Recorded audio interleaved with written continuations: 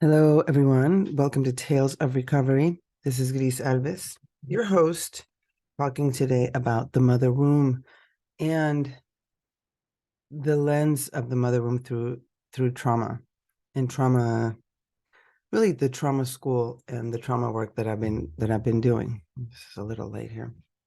So the main one of the main things that I've learned is just how deep mothers can hurt us, or we as mothers can help hurt our kids, and the repair, right? So everything, all of my work really has been about, ever since I began this recovery journey 27 years ago, the main word that I would always get was repair or repeat.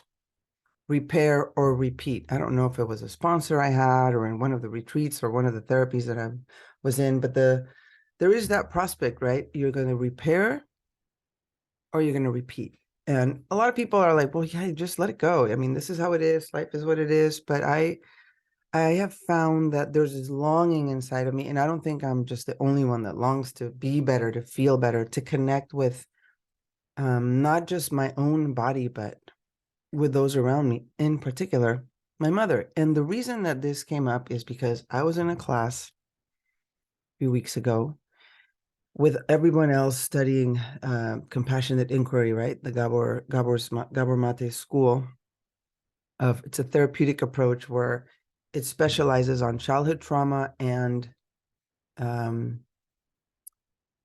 well, that's really what it specializes in, childhood trauma and compassion, to be able to go in there to see how are you living life through just a story, or really, from a felt sense of an open heart and connected. And not that you're getting rid of anything, but an awareness of what holds you back, and some of these these situations that we get ourselves in, and then later on we're debating, like, why did I do that? One example was this lady who was in one of my groups, and the topic was adoption, and one of the when we do a lot of my retreats, or in the women's circles that I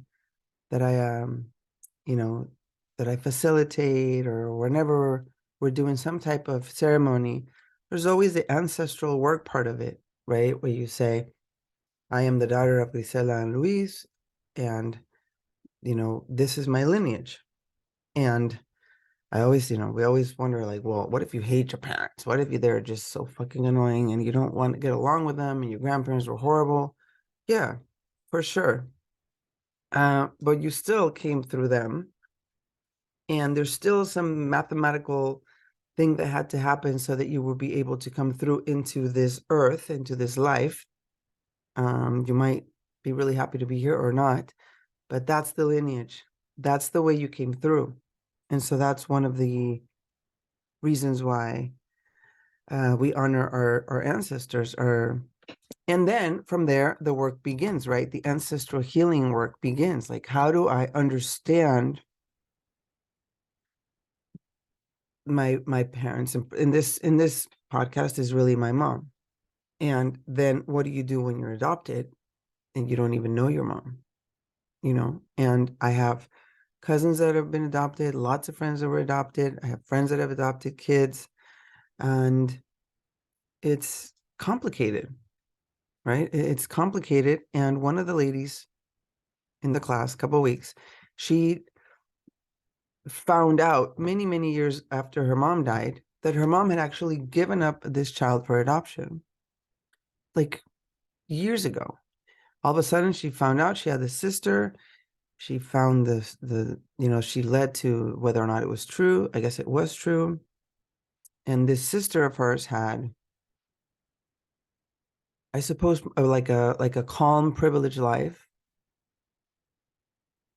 And the student, the lady that was in my class, had a horrible life with her mom. But this, and she found out that her mom had to run away and do run off to one of those Catholic schools because she was pregnant out of wedlock.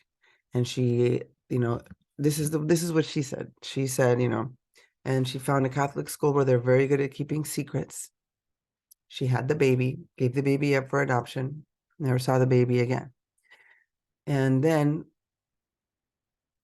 the student that's in my class had a horrible relationship with her mother, but when she found out about the divorce and studying all of this attachment and trauma, and she understood that her mom couldn't bond with her. She was okay with her brothers, but couldn't really bond with her because she was like a representation of all of this horrible pain of having to leave that baby.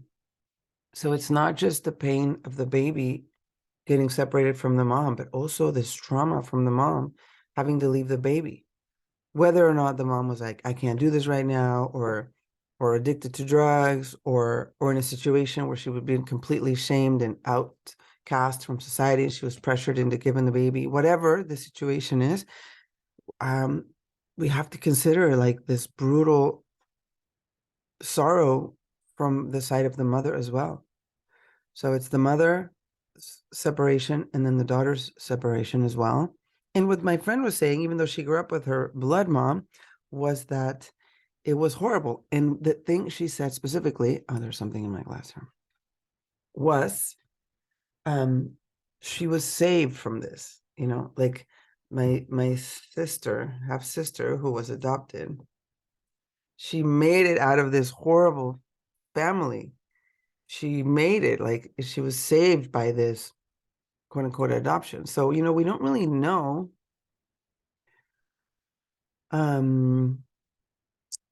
everybody's journey, but that wound of the mother, and in trying to, to work through it, this lady found herself in a Kundalini class.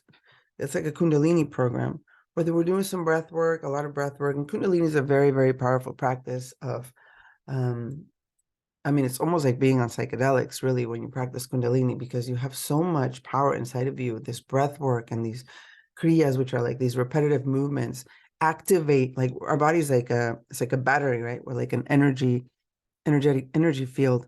And when you do some of these breath work and these repetitive motions with these mantras, your body, like your energy center, opens up to like life force coming through, which is what Kundalini is, right? It's just the life force is what's keeping us alive, or what made us, or whatever. And she had this experience where the teacher told her, look into your belly button, look into your top belly button. And her belly button, she just had this realization of like, that's the main source. Like, it's the mother.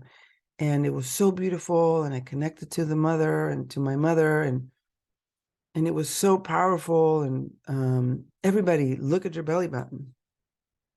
And then, I began to feel really upset and triggered. And it was a beautiful experience for her. But, it's important to notice when someone's telling a story, how it's triggering us, how it's making us feel, because it's never really about the other person or the story.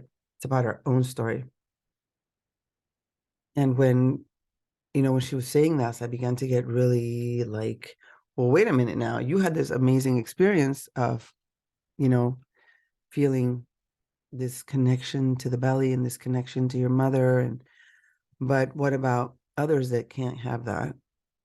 Or if someone's adopted and definitely can't have that.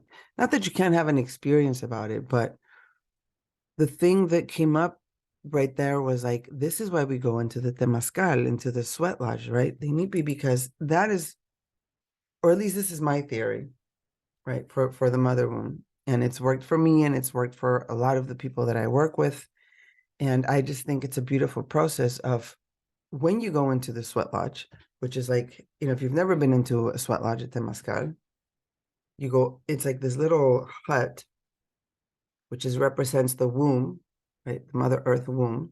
And you crawl inside and you're in the dirt, and it's very, very dark in there. And we're pouring water over these hot lava rocks. So it's full of steam. There's all this like sweating and water and emotions. And you're like inside the womb, inside your belly. It's like it's a rebirth. It's a purification ceremony. And when you're in there, something really magical happens. I mean, it's intense, it's hot, it's dark. It doesn't have to be that hot, but afterwards, like when you're working with embodiment and practicing, I guess, like traditions or practices or medicine of that is in the earth, like, right, earth-based stuff, there's something that happens that calms your nervous system automatically, right? Because we're made of the same minerals, the same everything, elements that the earth is made of. And so when you're in this Temascal and you're sweating and you're able to sing with the drum, and of course there's somebody leading it talking about whatever theme it is, which is usually ancestors or your mother or your father. And when you come out of there, I began to notice through years and years and years of working with yoga and earth-based, and just that the connection from me to Mother Earth is the most calming thing that I've ever felt. So, just laying flat on your belly on this earth in this sweat lodge is like this way to remember who the real mother is. And whether or not you had a horrible relationship with your birth mom, or you were adopted, or you're working on it, when you go to Mother Earth, you are so like held, sostenida. And this is the real mother. This is why we're all alive. There's no other way we could be alive in this planet if it wasn't for her. And to have that as a grounding point of being held, of being accepted, of being completely just part of her, of this Mother Earth, outside the Temascal or on the ocean or up in the mountains, wherever you're outside with her, it is, I mean, the sweat lodge is very significant because you're actually inside her womb, right? And then from this tabase, like from this base, you can realize, like, okay, I am wanted here. Life brought me to this place. I can regulate my body and calm myself outside on the ocean and the sweat lodge and the earth out in the mountains. I belong to this mother. She is the true mother.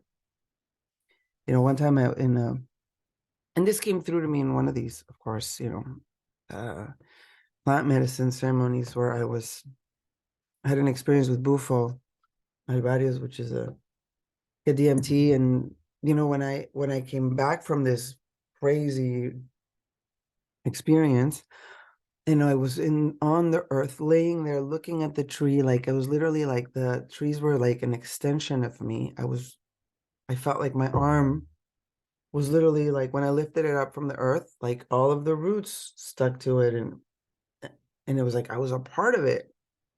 I was a part of the tree. I was a part of the earth. And one of the things that came through was like, this is the real mother. This is the real mother. Everything else is an illusion. I mean, we come through, right? I came through my mother's womb to come here. So we are these portals of magic. And then, but the real mother is the Mother Earth. And that can sound a little, esoteric. I mean, I don't really think it's that esoteric. It's pretty real. Like, this is why we're breathing here, and the sun warms us up. And if it wasn't for the sun and the water, we'd die.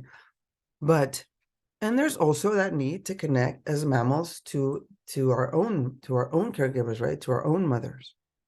And if you know anything about attachment theory and trauma, when the little baby doesn't have that one-on-one touch straight up to the mother, or is getting nursed by the mother, there's the beginning of this really intense.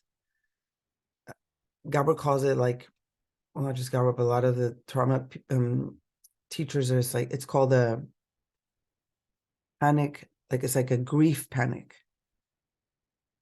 A grief panic. You leave a little baby in its crib, letting it cry it out because the doctor said, oh, okay, llore. Let him cry it out till he falls asleep. And the baby is just, his needs are not being met. And there's like this desperate cry for, please come pick me up. And as a mom, you want to go pick him up. But if the doctor said, no, you got to leave it because it's 4 hours, or you're just super tired, or you just can't deal, and you have 3 other kids, for whatever reason, this baby has this, this is when all the wiring is getting connected. And this is like before he could even talk and say, please come and pick me up for the, And so there's like this grief panic that happens inside the body of this little baby. And as it's growing and there has more of these opportunities of disconnection and really negligence, whether it be conscious or not, is usually not. There's this level of disconnect. There's this like, I am not going to feel or need anymore because no one's going to come get me. No one's going to come help me. So we begin like this dissociation from our little bodies because it's too hard, you know. And if you there's these studies where, for example, you take like the mother leaves the kitties for a little while, or you take the mother away from the cats. When the cat comes back after a day or two or even a week, the cats don't even look at the mom, you know. They don't run to her right away because they have to be wary. Well, you left me, and now what well, are you going to leave again? And so there's like this, it's almost like this like protection, like this deep intelligence protection of not getting hurt. It's same thing with the baby, you know. You have a baby or the little kids, and, oh, I'm going to go on a trip for a couple of weeks. The baby's fine. It's going to stay with grandmother. And when you come back, that child won't look at you straight up in the eye right away because it's now in this mode of protection. And this is the way the body works, right? This is where trauma comes from. And so you build these like layers, and maybe 2 or 3 weeks later, okay, you're back in connection, but you're always going to have that little layer of, might she leave again? Might she lose her temper and hit me? Might she put me in the corner for, 5 hours and forget that I was there? Or might she just be distracted? And here I am with these needs of attunement and of noticing and emotional connection. And mom's over there dealing with her own bullshit, which is why it's important, when you're going to have kids, to really, really create, if to the degree that you can, a space where you're connected to earth, have a nice community to help, have done a shit ton of therapy, rest when you can, but really know that you have a baby to be with the baby, not to go to some freaking vacation 3 months after because you're done with it and you'll be back in a month. It's like these this hurried life now in modern spaces is like, oh, the baby's an inconvenient. There's no space for even maternity leave. And really, it's like, there's so many communities, the baby is, it's on your back like 2-3 years even before it's hitting the ground. And so this connection, like this protection, is some of the, I think, and it has been definitely in my experience, this rejection of the mom. Because there's like this really, really intense, like a tug of war, like, I really, really love you, you're my mom, I want to connect, but also fuck you, bitch, because you did this to me and I don't like you. But I really, really need you because you're my mom and we're supposed to connect, and that's just the nature of things. And but also, I don't know about this situation and this one and this one. And so there's like this tug of war, right? Where you really, and you can see it like, when you're 13, 14, 15, when you're like, I hate you, mom, I hate you. Because there's part of you that has this protection of everything that's happened prior to. Now you're 13, 14, you're trying to be like your own person and trying to, express yourself, and the hormones are coming through, and here's your mom trying to tell you not to do this, not to do this, or maybe not specifically being a very good coach about life and in connection to your body. And so there's this constant, now there's like this rage. But I think this rage comes from since childbirth. It's just been adding up, and now you're in a place, and maybe not, a lot of women don't have this capacity to say, fuck you, I'm leaving, I'm raging. A lot of girls go inside and get depressed and stop eating and start cutting themselves. Or, I mean, there's many ways in us as adults and as mothers, we need to really pay attention and be in tune. Oh, these kids, they just want to be all day on the phone, they're fine. No, you don't. We need to realize, like, there's no way you're going to be fine all day locked up in your room with your phone all alone. We're not supposed to be all alone at 11, 12, 13, 14. There's some shit going on. And it's important for us to dig and do our own work so then we can go, be in tune with what the kid is going through. And this connection has even more friction when the mom doesn't know what the fuck, and she's like, wait, you got, you're requiring these kids to come and do what you want, and they're over here with this disconnect, trying to hate you, and I hate you. And I mean, that's the point I'm trying to make is I cut through all of that. And this podcast is really more about this attachment, this connection that we need, like this, hugging, like when you have a sweet little kitty and the kitty just comes up and rubs its neck against you, or like a little baby. This connection is so important to our well-being as adults, because if we didn't have it, then the body remembers we didn't have it. And it's walking at a frequency where it's going to seek other relationships that are kind of mimicking the same shit.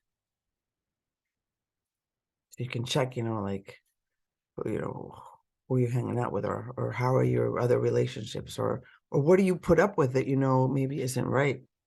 And then, when my mom had her stroke, she kind of had to slow down like 70% of her usual tactics, of her usual way of being. And when I was able to actually connect with her was after a lot of work and a lot of, like Hoffman process, ayahuasca, even that toad, even that sapito, not toad, the bufo experience. I came back and I realized, oh, mama, you're like this other woman.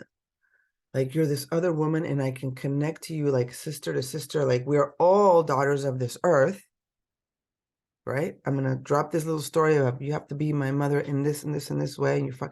I was just able to connect straight on with her as woman to woman, child to child, and from there, kind of understand, oh, this is what happened. Your life must have been so intensely beautiful, but also very disconnected from that attachment, that mammal part that we really need, that animal connection. Because, my mom wasn't breastfed either, and it was very much, great, sweet family, but nannies. I mean, if it wasn't for my nanny, I don't know what the fuck I would have done. I'm sure I would have made it, but I also know that Irene had a great part of giving me that connection. And we weren't rich by any means. We just lived in Mexico City, and just middle class people always had someone to help.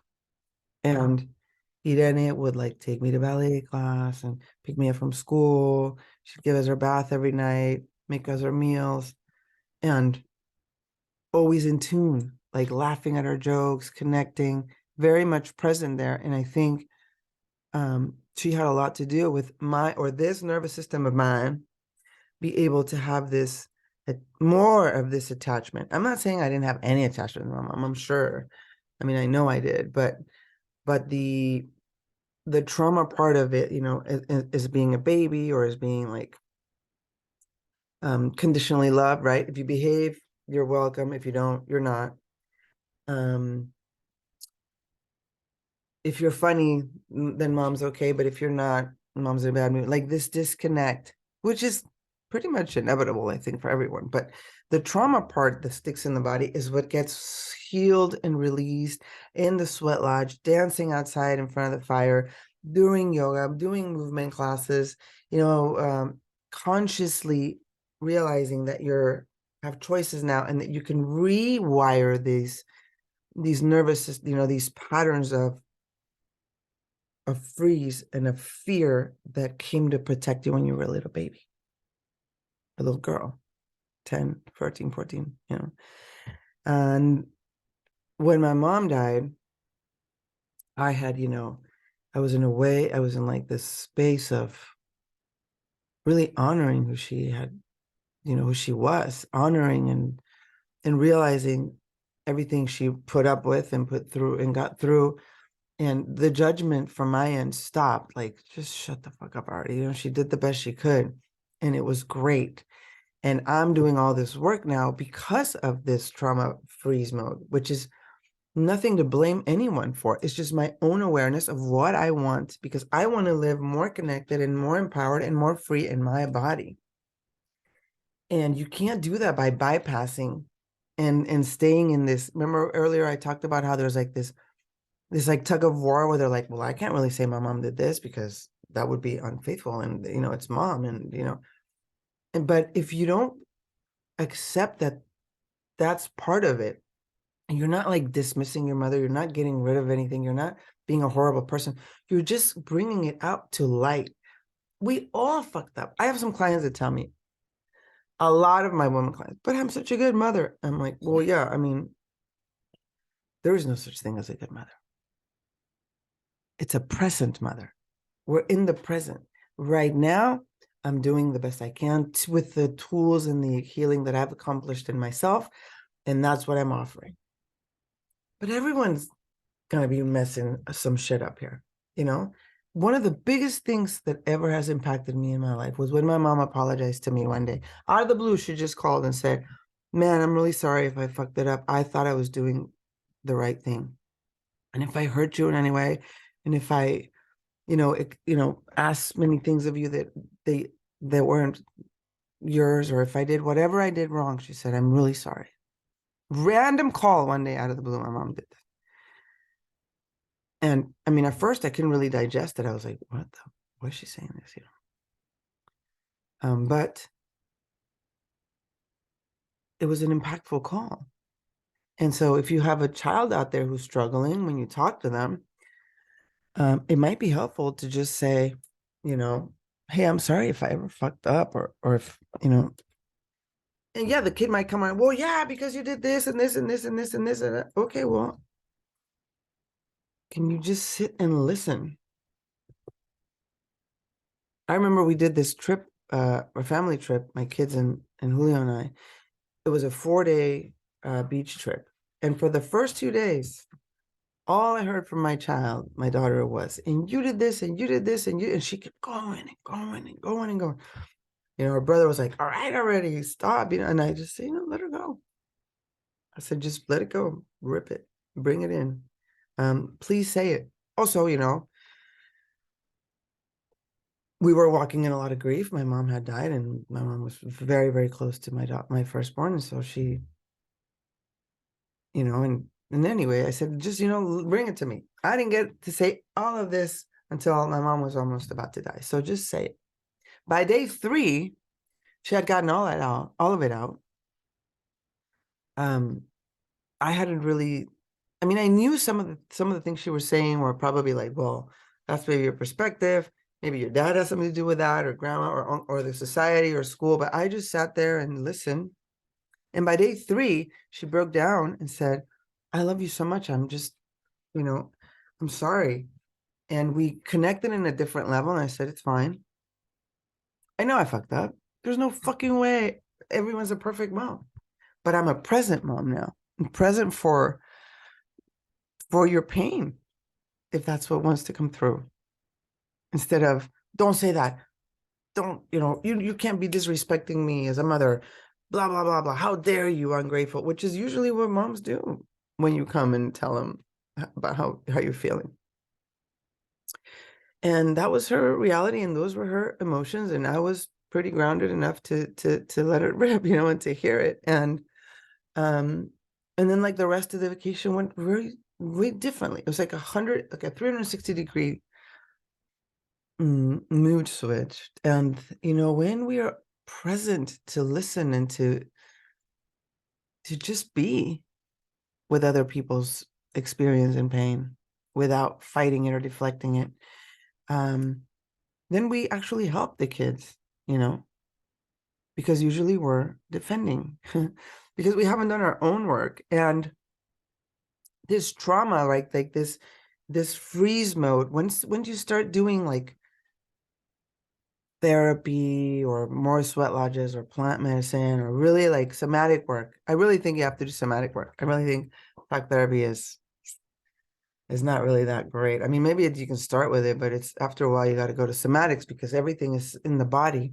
And when you start to realize that these freeze modes that you've been protecting yourself with start to melt and melt and melt, it's really intense at first because you start to remember and feel these deep sorrows, these panic griefs, these grief panics that I mentioned at the beginning start to come through. I mean, I've had moments doing this work where it was like, oh my shit, that was so fucking intense. It was so scary. That was so painful. But now, I have resources. I have the resource of breath and earth and Temazcal and a pretty tight community of healers that I hang with. And I have Julio and my own therapist who I see like every 3 weeks, no matter what. And that has helped me to be okay in this powerful opening of what needs to be felt. It needs to be felt. And as I begin to open into this, which also, by the way, is a slow process. It's a slow process. If anybody out here that's working with me, they come to my house for somatic compassion inquiry sessions, which, by the way, I highly recommend. You know that this is a slow process, but I mean, we touch into it pretty quickly, but also we don't have to stay in it for that long. We have to have compassion, compassion, compassion. And so the compassion comes in how? Why? Because it was so intense as this little baby and your protection is so fucking brilliant and it just powers you up. And now that we're beginning to feel it, and how do we begin to even feel it? You have to get past the drinking and the pills and the popping of distractions. And when you begin to really do that work is when now I've now been able to connect to this, and in shamanic journeys or mindfulness meditations, I've had like these visions of actually a deep connection now to this belly button, to this mother. And I mean, sometimes I can see my mom in there. Sometimes I just see Mother Earth. Sometimes I just see this beautiful, like Kuan Yin, like most compassionate goddess. But it doesn't matter because the sensation is the same. And the outpouring of this love that I now know that I am, and I can say, whereas 10 years before, 15 years before, 30 years before, I just wouldn't have thought it. I mean, I just saw this picture of my sister, my dad, and I think I'm probably 9 years old in the photo. And I'm smiling, and I looked at the photo and I was like, oh, mira qué linda. Like, that's such a sweet little girl. I never thought of myself as a sweet little girl when I was that age. It was always like, is this the right outfit? Is my hair fucked up? I mean, when you're out there climbing a tree, you're not thinking about it. But in general, as a, as that, as me telling myself, waking up in the morning, oh, you're so beautiful, Grace. I love you. It's gonna look at your sweet little girl. I mean, I didn't, no, that just wasn't a thing. But now it's a thing, and now it's a very powerful thing. And so there's all these workshops about the inner child and your little girl, and lots of books about it. And it's very important, I think, to do dive into those and read about those. And it's very great work. But somatics is, I guess, it's the step of really, and this is the thing with trauma work, right? This is why it's so intense, because you begin to not just in your mind go in and say, oh, I love you, little girl, and oh, I wish I was there with you. I do a visualization of going in the little girl and accompany you. Yes, we have to do that. But then as we begin to work either in somatic practice or plant medicine or meditation is really the best. If you don't want to do plants, meditation is where it's at, because you can get to the same levels, I believe. It just takes more discipline and it's, but it's a beautiful practice to do regardless. And in these mindfulness meditations, you begin to feel the body, because sometimes people meditate to get out of the body. And I just want to stop everything and go travel into the ether, and that can be a lot of fun, but we're living in the body. We're living in the body right here, right now, through the body. And this is the body that gets hungry and is tired and laughs and looks at the fire and wonders, what is fire? And this is the body that wants to hug someone and then get rid of that hug right away because of our attachment, or really is okay with hugging and just becoming more and more in tune with the needs and the regulation of the nervous system and this attachment that maybe wasn't so great when we were little, but we get to rewire, we get to redo, we get to heal. Healing is possible for anybody. And so now, this mother wound, which is so intense, we can have resources, right? And we can't just say, when the mom does the right thing, then I'll be okay with her. Or fuck her, I'm never going to love her. She has her own bullshit to deal with. But we have these resources of Mother Earth and the minerals and the sand and the sweat lodge, and stepping up and seeing this bigger picture of who the real mother is, and then working in the body with this protective nervous system thing. There's like a rechazo, right? Like how do you say rechazo? Like this rejection of I don't like you because you hurt me so much, but also you're the mom. I would like to connect with you, right? So this this disconnection, how do we get it back? First, we use our resources. You go to SEP, somatic experience practice, you go to compassion inquiry, you go to women's circles, find a good women's circle. We're gonna have some here in my backyard coming up now that the weather is nicer, once a month, because when you're in these other women's circles, it's like you're remothering yourself through other women.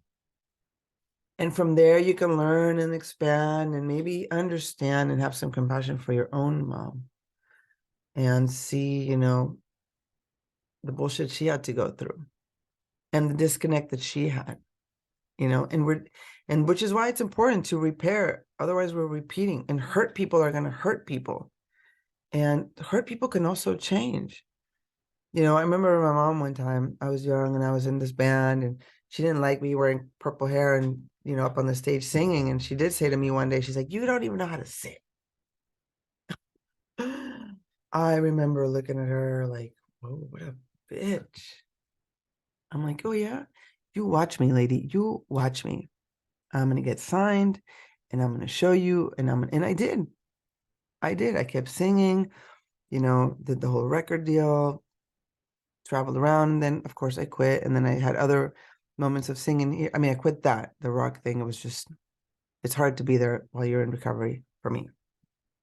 And then but there was other opportunities to sing. And then finally, when we did this, there's a documentary called Resist, which is about this resistance revival chorus that we were a part of. And my mom had her stroke and she wanted to come sing with me. And I told her, I'm like, oh, remember you used to say I couldn't sing? And, she's like, yeah, I'm sorry.